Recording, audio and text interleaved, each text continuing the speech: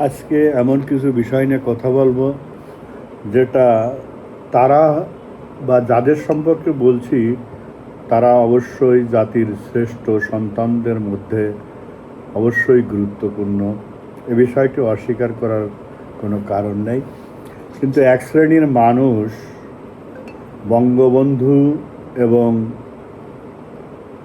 বাংলাদেশের স্বাধীনতা সংগ্রামকে ভিন্ন খাতে প্রবাহিত করার জন্য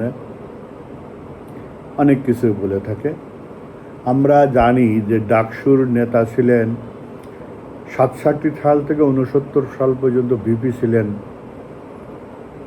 তুফাইল আহমেদ, 72-এ ভিপি হয়েছিলেন মুজাহিদুল ইসলাম সেলিম সাহেব। এইভাবে 47 সাল থেকে ধারাবাহিকভাবেই ভিপি অনেকেই হয়েছেন, জিএস হয়েছেন। তাদেরকে তো আমরা অস্বীকার করতে পারবো। স্বাধীনতা সংগ্রামের যে সময়টা, সেই সময়টা যারা দায়িত্ব পালন করেছেন তাদেরকেও আমরা কিন্তু অস্বীকার করতে পারবো না। ছাত্র সংগ্রাম পরিষদের 4 নেতা আসম আব্দুর রব, কী কারণে আসম আব্দুর রব? নূরে আলম সিদ্দিকী, কী কারণে নূরে আলম সিদ্দিকী? শাহজাহান সিরাজ, কী কারণে শাহজাহান সিরাজ? আব্দুল কুদ্দুস মাখুম, কী কারণে আব্দুল কুদ্দুস মাখুম হয়েছে? আর নিউক্লিয়াসের 3 নেতা সিরাজুল আলম খান, আব্দুর রাজ্জাক এবং কাজী আরিফ আহমেদ। এই নামগুলো আমি আপনাদের সামনে নিলাম এই কারণে, বলেন তো, যদি ওই সময় ছাত্রলীগের অন্য কোনো নেতা থাকতেন তাহলে কি তারা কোন দায়িত্বটা পালন করতেন? ওনারা যা করেছেন এর বাইরে কিছু করতেন? আমি তাদেরকে ছোট করার জন্য না, যারা আজকে বঙ্গবন্ধুকে ছোট করতে যেয়ে অনেকেই অনেকের নাম নিয়ে মনে করেন যে তারা অনেক কিছু করেছে, অবশ্যই অনেক কিছু করেছে। তাদের নেতৃত্বের গুণাবলী ছিল বলেই তারা ছাত্রলীগের নেতা হতে পেরেছে। যে কয়জনের নাম নিলাম এরা বঙ্গবন্ধুর প্রতিষ্ঠিত ছাত্রলীগ করত কিনা, প্রকারান্তরে বঙ্গবন্ধু ছাত্রলীগের নেতা ছিলেন কিনা, ফিলোসোফার ছিলেন কিনা, গাইডলাইন বা গাইড কে করত ছাত্রলীগকে, সেই কথাটা যদি আমরা আলোচনা করতে পারি তাহলে বোঝা যাবে যে আসলে যারা বঙ্গবন্ধুকে ছাপিয়ে অনেকের নাম সামনে আনার চেষ্টা করেন তাদের উদ্দেশ্য মহৎ, না তারা বঙ্গবন্ধু এবং মহান 71-এর রণাঙ্গনের যুদ্ধের ইতিহাস, জাতিরাষ্ট্রের প্রতিষ্ঠা নিয়ে বিতর্ক করতে থাকেন। আসল উদ্দেশ্য তাদের কি, সেই জায়গাটা বলবার জন্যে আমি আজকের এত কিছু কথা আপনাদের সামনে বলছি। তাই না হলে বলতাম না, বলার প্রয়োজনও হতো না। কারণ সিরাজুল আলম খান, ওনার জন্ম কত সালে? উনি 1941 সালে জন্মগ্রহণ করেছিলেন, আর ওনার জীবন অবসান হয়েছে 2023 সালে। ওনারা নিউক্লিয়াস গঠন করেছিলেন না নিউক্লিয়াস গঠন করানো হয়েছিল? এই 3 জনই কি প্রধান নিউক্লিয়াসের মেম্বার ছিলেন, না ওনাদের অধীনে আরও নিউক্লিয়াস গঠিত হয়েছিল? সেই নিউক্লিয়াসটা কেন গঠিত হয়েছিল? ছাত্রলীগের নেতাদের মধ্যেই কেন নিউক্লিয়াসের জন্ম হয়েছিল? এই বিষয়গুলো জাতির কাছে প্রশ্নটা রাখা স্বাভাবিক, জাতিরও প্রশ্ন খুঁজতে হবে। কারণ এই যে ছাত্রলীগ, এই ছাত্রলীগে বঙ্গবন্ধু মুজিব যখন প্রতিষ্ঠিত করেন একটা বিশেষ উদ্দেশ্য, লেজুড় বৃত্তির বাইরে রেখে স্বাধীন একটি সংগঠন, কিন্তু তিনি আজীবন তিনি এই ছাত্রলীগের নেতা ছিলেন, পথ প্রদর্শক, ফিলোসোফার ছিলেন, দার্শনিক ছিলেন। তার চিন্তা চেতনার বাইরে কিন্তু ছাত্রলীগ হয়নি। যখন তার চিন্তা চেতনার বাইরে যে হয়েছেন, যাদেরকে আজকে বটবৃক্ষ হিমালয়ের মতো বঙ্গবন্ধুর প্যারালাল দাঁড় করানোর চেষ্টা করা হয়েছে, তার পরবর্তীতে তাদের অর্জনটা কি? মহান মুক্তিযুদ্ধ 72 পর্যন্ত এদের অর্জন আছে বঙ্গবন্ধু ওদের সাথে ছিলেন বলে, বা বঙ্গবন্ধুর সাথে ওনারা ছিলেন বলে, একে অপরের সাথে জড়িত। 4 নেতাদের অনেক কিংবদন্তি আছে। এই যে নেতাদের নাম বললাম, তো এই নেতারা যখন জাসদ গঠন করলেন, সেই জাসদ ফুৎকারে বাংলাদেশের থেকে হাওয়া হয়ে গেছে, এখন ওষুধ খাওয়ার মতো লোক পাওয়া যায় না।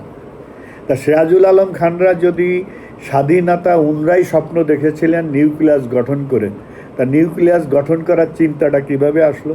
উনি যেদিন ঢাকা বিশ্ববিদ্যালয়ে আসলেন এর আগ পর্যন্ত উনি কি চিন্তা চেতনা দিয়েছিলেন জাতিকে? জাতির সামনে উনি কি ফিলোসফি দাঁড় করিয়েছিলেন? এই রহস্য পুরুষ ছাত্রলীগের বাইরে যেয়ে ওনার অর্জনটা, বঙ্গবন্ধুর ছাতার তলে থাকা অবস্থায় উনি বিরাট নেতা ছিলেন, এটা আমি অস্বীকার করব না। মহান মুক্তিযুদ্ধে ওনার ভূমিকা অবশ্যই ছিল। সবাই তো সিরাজুল আলম খান হয়নি, সবাই তোফায়েল আহমেদ হয়নি, সবাই আসামা আব্দুর রব হয়নি, এটা তো আমি সবাই আব্দুর রাজ্জাক হয়নি, কাজী আরিফিন হতে পারেনি, এটা সত্যি কথা। কিন্তু যখন তারা বুড়ি আঙ্গুল দেখানোর মতো চিন্তা করেছে তাদের চিন্তা চেতনায়, সেদিন কিন্তু তারা জিরো হয়ে গেছে। কেন?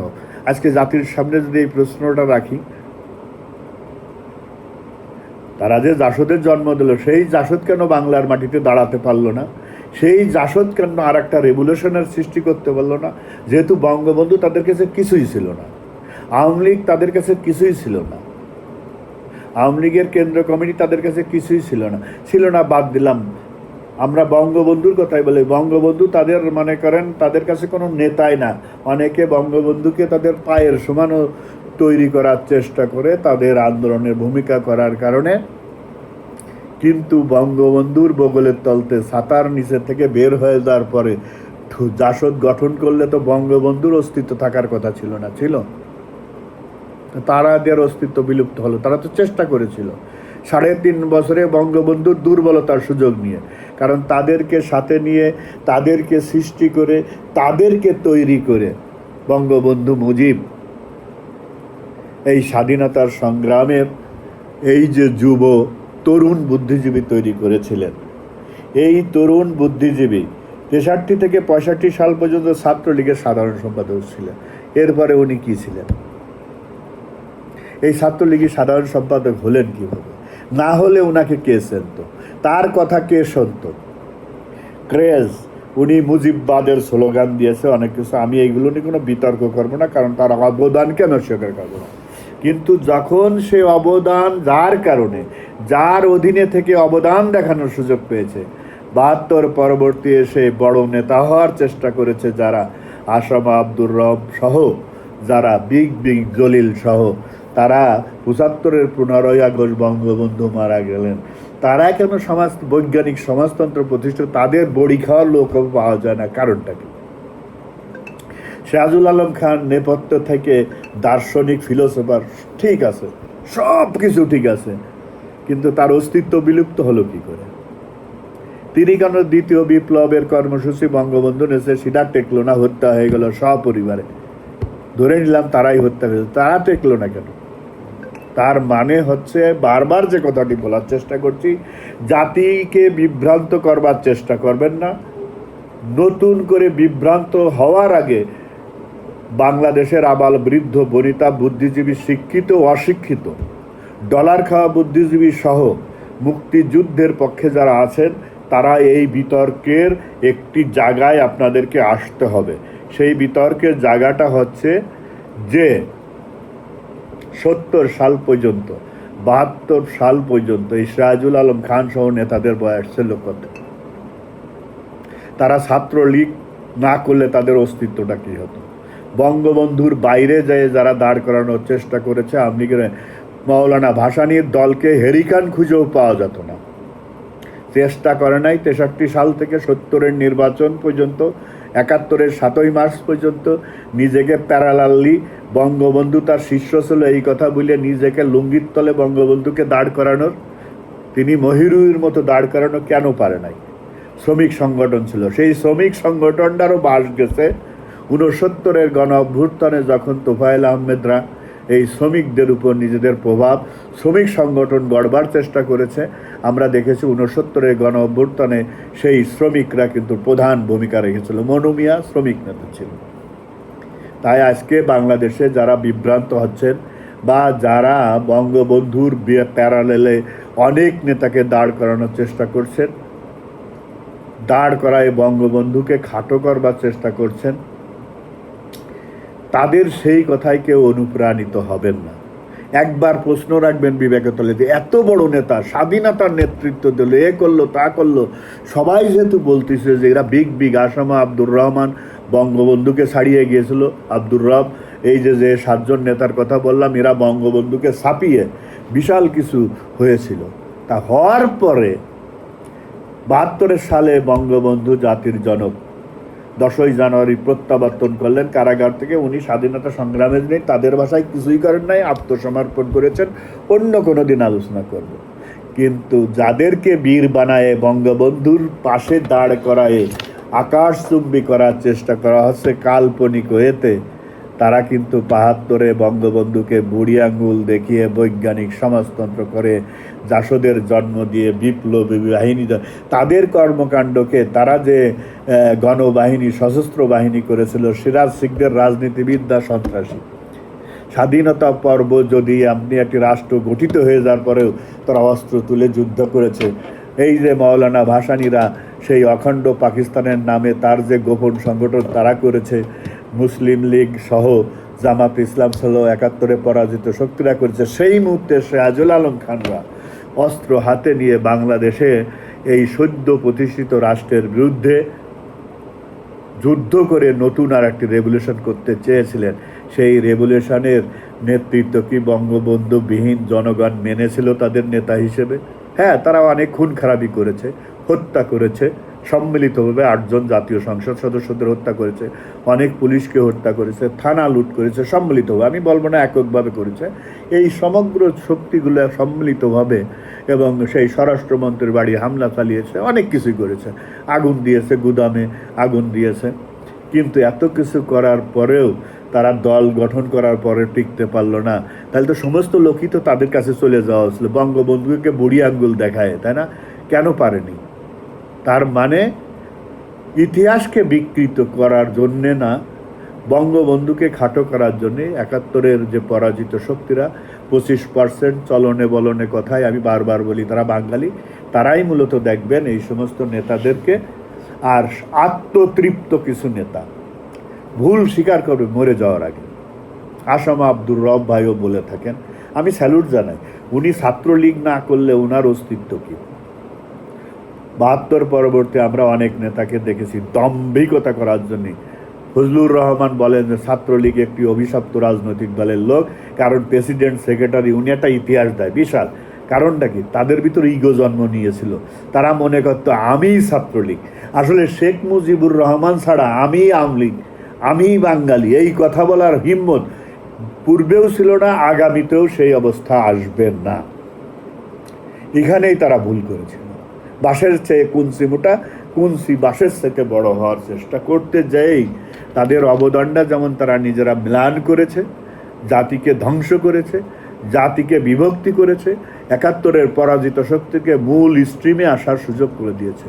যারা এখনও জীবিত আছেন, আমি মনে করি ইতিহাসের স্বার্থে তাদের অবদানকে চলমান ধারায় রাখার স্বার্থে তাদের এই ভুলগুলো সিদ্ধান্ত নেওয়া উচিত যে বাঁশের চেয়ে কুঞ্চি মোটা হয় না।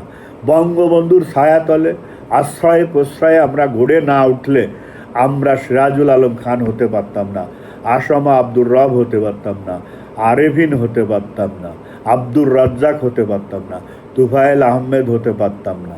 যারা সেই জিনিসটা বুঝেছিল তারা আজকে জাতি তাদেরকে স্মরণ করবে। আর যারা এই জিনিসটা বুঝতে পারেনি, তথাকথিত মিডিয়া ডলার খাইরা তাদের পক্ষে অনেক কিছু লাগবে, কিন্তু বাস্তবে জনগণের মাঝে কোনো আশ্রয় প্রশ্রয় তারা নেই। ওই ডলার খেকোরা 20%, 71-এর পরাজিত শক্তিরা 25%। দেখেন ওদেরকে নেতা বানাতে যায়, বঙ্গবন্ধুকে ছোটো করতে যায় নেতা করে, কিন্তু ওদের জানাজায় যায় না, ওদের জন্যই মোনাজাত করে না, ওদেরকে স্মরণ করে না। তাহলে সিরাজুল আলম খানের মৃত্যুবার্ষিকীতে লক্ষাধিক মানুষ হয়ে যেত, যেভাবে তাকে বড় নেতা বানানোর চেষ্টা করা হয়। আব্দুল কুদ্দুস মাখুমকে মানুষ আর মনে রাখে না, কেন রাখে না? একবার ভেবে নূরে আলম সিদ্দিকীকে মনে, শাহজাহান সিরাজকে মনে রাখে না, কারণ তাদেরকে যারা এখনও লেখে মাঝে মাঝে বিরাট কিছু, তারা তো তাকে বিশ্বাস করে না, তারা জানে ওরা বিরাট কিছু না। বিরাট কিছু বঙ্গবন্ধুর ছায়াতলে ছিল। যতদিন বঙ্গবন্ধু, ওই যে বলে না সিরাজুল আলম খানকে বঙ্গবন্ধু যতদিন জীবিত ছিলেন আনটাস্ট রেখেছিলেন, এটা বঙ্গবন্ধুর দুর্বলতা না, এটা বঙ্গবন্ধুর উদারতা, ভালোবাসা।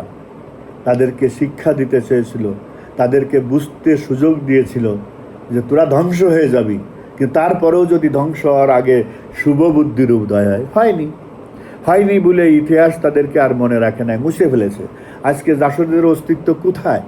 কিন্তু বঙ্গবন্ধুকে যারা কলঙ্কিত করবার চেষ্টা করেছে, ৭৫ হত্যার পটভূমিকা করেছিল, বৈজ্ঞানিক সমাজতন্ত্রের নামে অসহযোগিতা করেছিল, বিশৃঙ্খল রাষ্ট্র তৈরিতে তাদেরও অবদান কিন্তু কম ছিল না। ৭১ পরাজিত শক্তিরা তাদের কারণেই উঠে এসেছিল।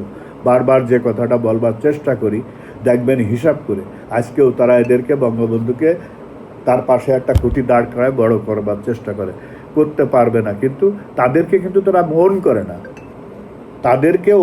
না, কিন্তু তারা লেখে তাদের পক্ষে। মজার ব্যাপার হচ্ছে এইখানে। আজকে আমি ছোট্ট একটা মানুষ হিসেবে, যারা মুক্তিযুদ্ধকে জানেন না, চেনেন না, ইতিহাস ঘাঁটতে চান, যারা জানতে চান, একটু গবেষণা করবেন বাঁশের ছেড়ে কুঞ্চিমোটা হয় কিনা। আর এরা তো সেই যারা নিজেদেরকে মনে করে যে আমরা নিউক্লিয়াস জন্ম দিয়েছিলাম, আসলে তো নিউক্লিয়াস জন্ম দেন, এই ধরনের শতাধিক নিউক্লিয়াস বঙ্গবন্ধু গঠন করেছিলেন। যেদিন থেকে ছাত্রলীগ গঠন করেছেন, যাদেরকে নেতৃত্ব পর্যায়ে নিয়ে আসছেন, তাদের দ্বারা কিন্তু উনি নিউক্লিয়াস বলেন, ভিন্ন নাম বলেন, এগুলো দিয়ে তাদের সাথে গোপন আলোচনা করতেন। ওনার পরিকল্পনাটা কী ছিল, দৃশ্যমান এক ধরনের, গোপন এক ধরনের। যারা কমিউনিস্ট পার্টি করেন তারা এগুলো ভালো বুঝবেন, যারা জামাত ইসলাম করবে তারা এগুলো ভালো বুঝবে। নেতৃত্ব এক জায়গায়, নেতা কীভাবে নিয়ে, ওরা বলে যে আমরা সকলের সামনে উন্মুক্ত করে সভাপতি সেক্রেটারি নির্বাচন, আমি আসলে কি তাই? ওদেরও নিজস্ব একটা গোপন সেল আছে, যেখানে আলোচনা করে তারা নেতা নির্বাচন করে, সেই নেতাকে সামনে নিয়ে আসে। বঙ্গবন্ধু ৪৭ পরবর্তীতে এই ধরনের একটা গোপন এজেন্ডা, তরুণ বুদ্ধিজীবী, কারণ উনি জানতেন যে বুড়োরা পাকিস্তান এবং মুসলিম জাতীয়তাতে বিশ্বাসী, তাদেরকে যত চেষ্টাই করা হোক তারা প্রগতিশীল হতে পারবে না। যেমন সাইদ ফাদিলি সিনিয়র নেতারা মানে নাই, ১৭ জন কেন্দ্রীয় নেতা। সেই শিক্ষা তো ওনার কাছে ছিল রে ভাই, ছিল বলেই অনেকে সহজ করে বলে খোকা থেকে শেখ মুজিব থেকে বঙ্গবন্ধু, বঙ্গবন্ধু থেকে জাতির পিতা। এই এক লাইনই যে কথাটা বলা যায়, সেই এক লাইনই কিন্তু উনি সেই জাতির পিতা হননি।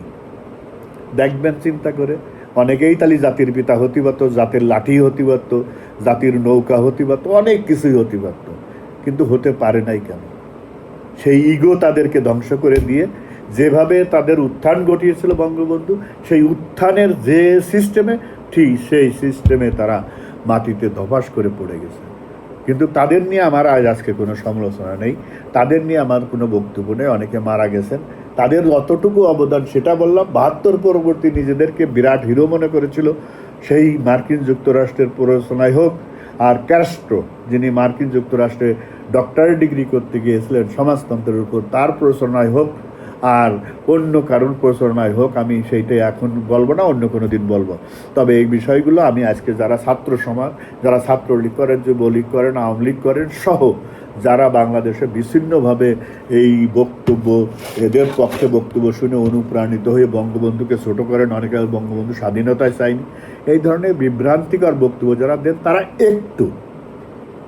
একটু চোখ খুলে, একটু মন খুলে নিরপেক্ষভাবে চিন্তা করবেন তো, যে কেন তারা এত বড় নেতারা, বঙ্গবন্ধু এত ছোট, স্বাধীনতা চায়নি, তার কোনো অস্তিত্ব নেই, সে হলো পিপিলিকার সে ছোট, সে হলো ভারতের দালাল, সে সিআইএর দালাল, যেটা বলায় অনেকেই বলে টলে বলেন তো, তার বিপক্ষে তারা বড় বড় বিজ্ঞানী, নেতা, যারাই স্বাধীনতার নেতৃত্ব দিয়েছে, তারা না হলে বাংলাদেশের স্বাধীনতার চিন্তা কেউ করতো না, তারা কেন দল দাঁড় করাতে পারলো না?